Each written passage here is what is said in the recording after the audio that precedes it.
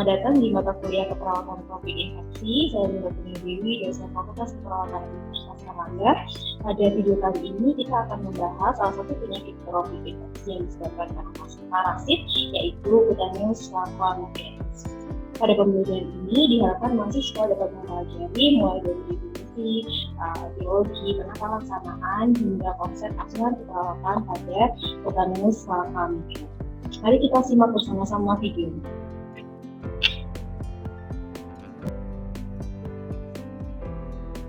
Oke, pada video kali ini saya akan menjelaskan tentang Cutaneous Lava Migrans atau biasa disingkat dengan CLM. Nah, pada video kali ini kita akan membahas tentang definisi CLM, epidemiologi, simptoms, patofisiologi, terapi, prevensi, dan juga asuhan keperawatan pada CLM. Nah, ini adalah beberapa referensi yang bisa nanti Anda cari terkait dengan materi CLM, yang mulai dari epidemiologi, clinical characteristic, manajemen, dan lain sebagainya yang lebih lengkap lagi. Oke, kita langsung saja mulai. Apa itu CLM? Jadi mungkin bagi sebagian besar mahasiswa masih belum terlalu familiar ya dengan Cutaneous Lava Migrans atau CLM. Jadi apa sebenarnya CLM ini? CLM adalah penyakit tropis yang sangat umum terjadi, jadi menyebabkan adanya kerusakan dermatosis. Dan penyakit ini sebenarnya sudah ada dari 100 tahun yang lalu gitu. Tapi mungkin memang hanya ada di area-area tropis saja. Nah, Cutaneous Lava Migrans ini menyebabkan manifestasi klinis seperti eritema, serpiginous, pruritik atau gatal, adanya cutaneous erupsi yang disebabkan karena penetrasi percutaneous yang secara tiba-tiba oleh migrasi larva dari berbagai macam parasit nematoda. Jadi penyakit CLM ini disebabkan oleh parasit cacing. Ya, dan Cutaneous Lava Migrans ini lebih sering atau paling banyak ditemukan di daerah tropis maupun beberapa daerah subtropis dan juga di area Southwestern United States. Nah, seperti apa bentukan atau secara visual ya dari CLM ini. Jadi seperti yang tadi sudah kita bahas bahwa adanya eritema, kemudian adanya cutaneous lava yang ada ataupun penetrasi di dalam kulit sehingga menyebabkan terlihat secara kasat mata tanpa dilakukan pemeriksaan lab gitu ya, sudah terlihat adanya nematoda parasit yang ada di dalam kulit. Lalu etiologinya apa? Jadi CLM ini muncul karena adanya migrasi dari nematoda hookworms, jadi cacing tambang dari berbagai macam jenis yang mulai dengan Ankylostoма brasiliensis dan lain sebagainya. Tersebar di mana saja penyakit CLM ini. Jadi organisme yang responsibel untuk organisme yang menyebabkan penyakit ini sering ditemukan di daerah tropis ya, seperti Southeastern United States, kemudian di Amerika Latin, area Caribbean, Southeast Asia atau ASEAN, dan juga di negara-negara di Afrika. Prevalensinya sangat tinggi dan paling tinggi terjadi ketika musim penghujan. Jadi ketika musim penghujan, maka biasanya prevalensi pasien-pasien yang terkena CLM ini lebih tinggi. Dan juga bisa terkena pada turis-turis yang melakukan traveling di daerah endemi yang mungkin pada saat itu sedang banyak terjadi kasus CLM. Oke, secara data ditemukan 2-3% dari 17.000 travelers ya di 30 daerah yang berbeda yang pernah terinfeksi CLM. Jadi ternyata kasusnya lumayan banyak. Oke, sama seperti penyakit tropis yang lain, jadi memang penyakit-penyakit ini sangat umum terjadi pada daerah tropik. Nah, patologinya seperti apa? Jadi, cacing tambang yang dewasa ini hidup di intestin atau di usus dari anjing dan juga kucing. Nah, telur-telur ini akan dikeluarkan melalui feses dan kemudian di situ tertumpuklah di tanah di sekitar 1 hari. Nah, setelah itu beberapa minggu kemudian uh, telur-telur ini akan berubah menjadi larva infeksi. Jadi larva yang terinfeksi dan bisa menyebabkan CLM. Kemudian cacing ini sangat sensitif sekali terhadap physical vibrasi dan juga peningkatan temperatur. Nah, setelah adanya kontak dengan organisme host, misalnya manusia, maka cacing tambang ini bisa berpenetrasi ke corneal layer dari kulit kita. Jadi corneal layer ada di paling luar dan CLM ini mempunyai kemampuan untuk melakukan penetrasi dengan mensekresi sebuah zat kimia bernama hyaluronidase. Nah, CLM ini akan burrowing seperti membuat terowongan melalui lapisan kutaneus yang paling superficial atau yang paling luar, dan untungnya saja mereka tidak bisa melakukan penetrasi sampai ke basal membran untuk memasuki area limfatik. Jadi mereka ini tidak memiliki complete life cycle seperti filariasis yang sudah kita bahas. Nah, cacing tambang ini kemudian bisa mati tanpa adanya reproduksi. Jadi penyakit CLM ini merupakan penyakit yang self-limited atau disebut dengan self-limited disease.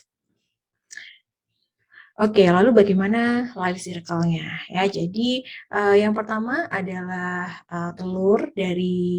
telur-telur ini ada di dalam feses anjing maupun kucing, kemudian larvanya berkembang selama beberapa minggu, kemudian menjadi larva yang dewasa, dan ketika terjadi kontak dengan manusia, maka bisa menyebabkan penetrasi pada kulit. Seperti itu. Jadi, namun untungnya ini adalah self-limited disease. Oke, gejalanya apa saja? Biasanya pasien akan mengeluhkan adanya ras atau kemerahan disertai dengan gatal-gatal dan bentuk yang sangat nyata kalau di kulit seperti ada sebuah cacing yang ada di dalam kulit. Gitu. Dan biasanya ini terjadi pada area-area yang terekspos. Yang paling sering biasanya di area kaki ataupun tangan. Diagnostiknya, jadi biasanya diagnosis ini ditegakkan berdasarkan dengan histori perjalanan terakhir ke area-area endemi ataupun mungkin ke area-area yang terinfeksi dari banyak dicurigai adanya cacing tambang di situ, dan biasanya apakah pada musim penghujan atau tidak. Nah, kemudian jika ditemukan kemerahan disertai dengan gatal, kemudian seperti ujung-ujung ataupun membentuk seperti bentuk cacing, kemudian berkembang selama mungkin sekitar 2 cm per hari. Nah, ini mungkin bisa menjadi salah satu indikasi bahwa pasien ini terkena CLM. Nah, ini juga membedakan antara penyakit-penyakit infeksi yang lain. Bagaimana dengan pemeriksaan darah? Pada kasus ini pemeriksaan darah tidak diperlukan, gitu. Karena itu tadi hanya bisa menembus corneal layer di bagian kulit yang paling atas. Kemudian kalau non-invasive optical coherence tomography mungkin bisa digunakan untuk menegakkan diagnosa, meskipun ini sangat jarang karena ketika kita melakukan inspeksi kita bisa menentukan ya penyakit CLM ini. Skin biopsi juga kadang-kadang bisa dilakukan mungkin untuk mengetahui jenis nematodanya yang mana sebenarnya. Tapi biopsi ini sekali lagi tidak sensitif. Kemudian jika ada beberapa perubahan dan juga sebenarnya tidak terlalu dibutuhkan untuk sebagai salah satu penegakan diagnosa yang utama. Oke, kemudian apa saja penata laksanaan yang bisa diberikan pada pasien-pasien dengan CLM? Yang pertama adalah topical terapi. Jadi diberikan salep ya, untuk mengurangi, tujuannya memang mengurangi rasa tidak nyaman, gatal yang nanti kemungkinan bisa menyebabkan infeksi sekunder yang lain. Kemudian multiple lesi, jika terjadi multiple lesi ataupun severe infestation dari cacing tersebut, maka bisa juga diresepkan obat-obatan antiparasit. Nah, ini nanti kita menunggu dari advis dokter. Prognosisnya seperti apa? Jadi karena memang penyakit ini adalah self-limited disease, sehingga sebenarnya tanpa treatment pun bisa sembuh dengan sendirinya. Karena tadi seperti kita sudah bahas bahwa life cycle dari hookworms ini tidak lengkap, dan jadi si cacing tambang ini akan mati dengan sendirinya tanpa bereproduksi di dalam kulit manusia. Namun, jika ternyata migrasi ataupun penetrasi ini terjadi sampai berbulan-bulan, kemudian kemerahannya ataupun gatalnya juga semakin parah, dan mungkin juga bisa mengganggu dari kualitas tidur, maka beberapa obat-obatan bisa diresepkan sesuai dengan gejala ataupun keluhan yang muncul. Komplikasinya apa saja? Jadi kemungkinan yang paling besar karena memang terjadi gatal dan kemerahan, cenderung pasien itu akan menggaruk ya di area yang terinfeksi, sehingga bisa saja terjadi secondary infeksi yang disebabkan oleh Staphylococcus aureus ataupun streptokokal spesies yang lain.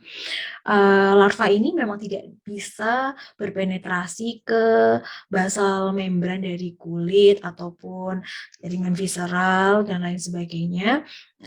Namun kemungkinan juga larva ini bisa diidentifikasi di sputum ataupun kadang-kadang juga bisa ditemukan di area visceral pada tubuh manusia ataupun di area muskuloskeletal. Jadi memang jika dalam tahap yang mungkin lama ataupun terjadi berbulan-bulan, mungkin saja dia akan bisa ditemukan di area tubuh yang lain, namun tidak bisa menembus dari basal membran dari kulit manusia.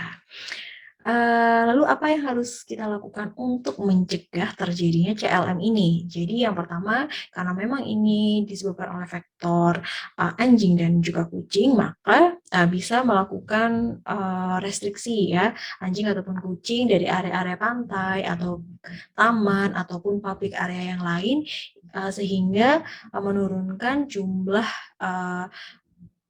telur yang bisa menjadi larva di tanah yang terbuka.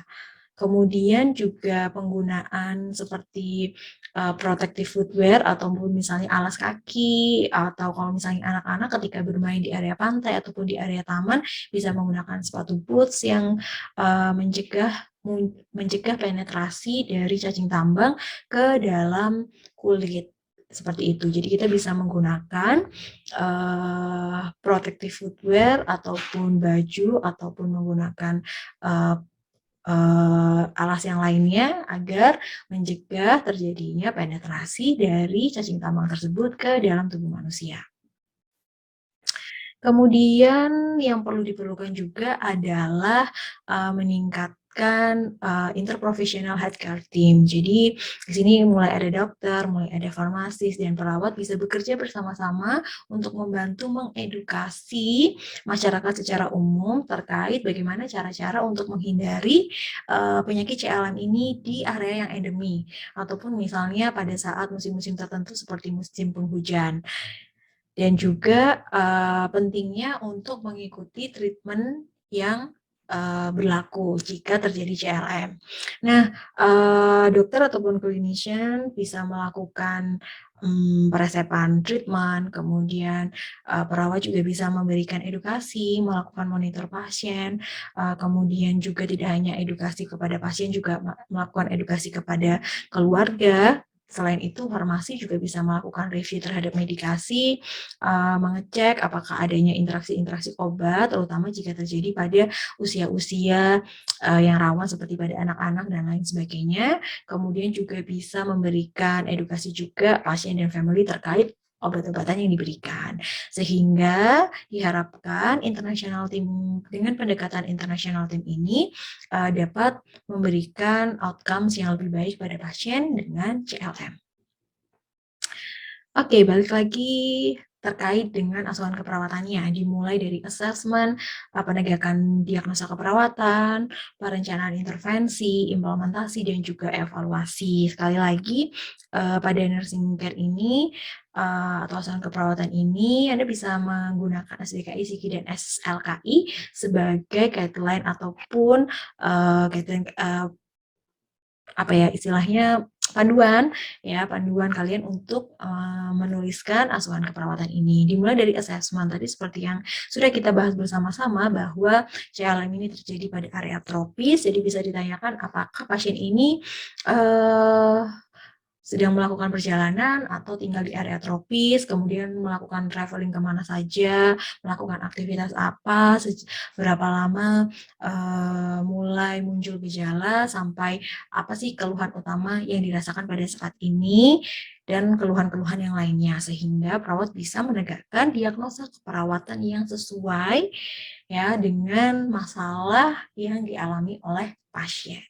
Sehingga setelah itu perawat bisa menegakkan intervensi, biasanya diagnosa-diagnosa terkait dengan CLM ini mulai dari gangguan rasa nyaman karena munculnya pruritus, kemudian kurang pengetahuan, kemudian bisa juga anxiety ataupun kecemasan dan lain sebagainya yang nanti harus kita kaji terlebih dahulu dari pasien. Kemudian kita bisa melakukan implementasi seperti tadi yang sudah kita bahas, meningkatkan healthcare outcome ya, mulai dari kita melakukan kolaborasi dengan dokter ataupun kita melakukan kolaborasi dengan farmasis. Setelah itu harapannya pada saat evaluasi prognosisnya semakin baik, masalahnya segera teratasi dan pasien bisa menjalankan aktivitas secara normal lagi, seperti itu.